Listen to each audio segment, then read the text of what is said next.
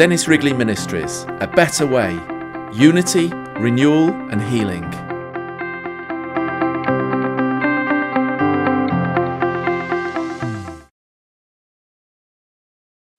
Last night I had the great privilege of sharing with a group of young people about their whole attitude to life and their whole attitude to this country.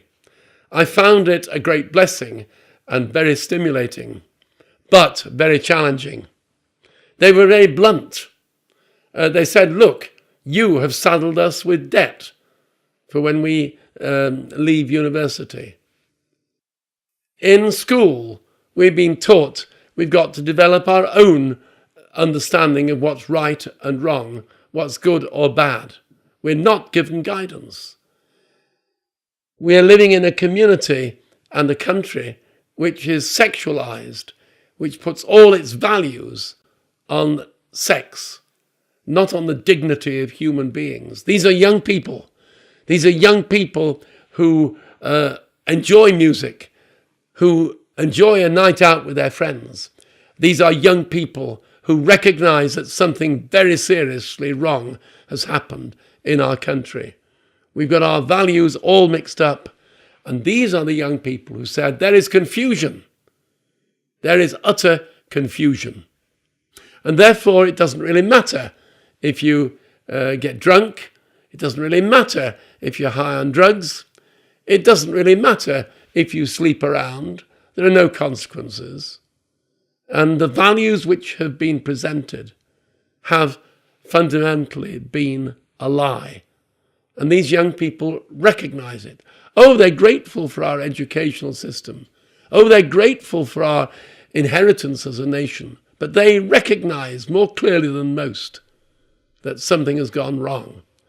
Are you prepared to listen to the cry of the young? We spent some time reading the commentaries of people who had been looking at what was happening with the present generation. And I could only conclude the words with the words of Ravi Zacharias, a very wise man who spoke about the culture in which we find ourselves being in turmoil. The West, he said, is engaged in a momentous battle, one in which it is risking its very soul.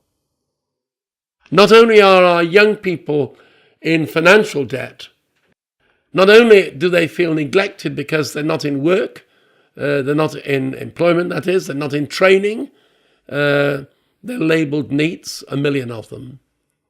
But more than that, they're seeking a purpose in life.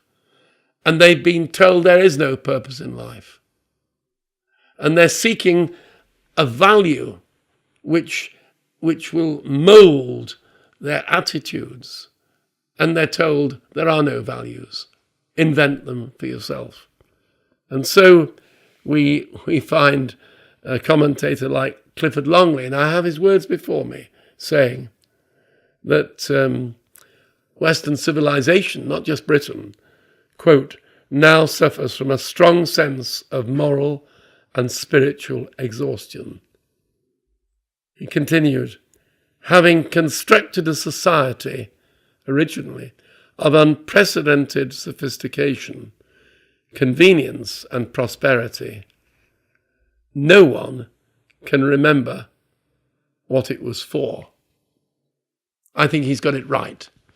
We owe it to our children to show that there is a purpose in life, that we have come from God, that we do return to God, that God is with us, and that we've been given very clear indications of right and wrong, good and bad, true and false. The confusion isn't necessary. It's man-made.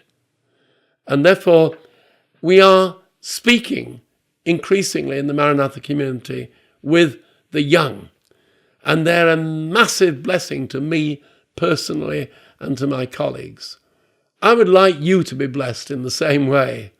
And if you're young, to join with us. We need your fun. We need your honesty. We need your desire for truth. We need your creativity. And I believe that all these things are things which Jesus readily accepted and accepts today, for we believe he is alive. If you want to walk with us and explore with the young, let us know. Get into touch with us. God bless you. Dennis Wrigley Ministries, a better way, unity, renewal and healing. Thank you for watching.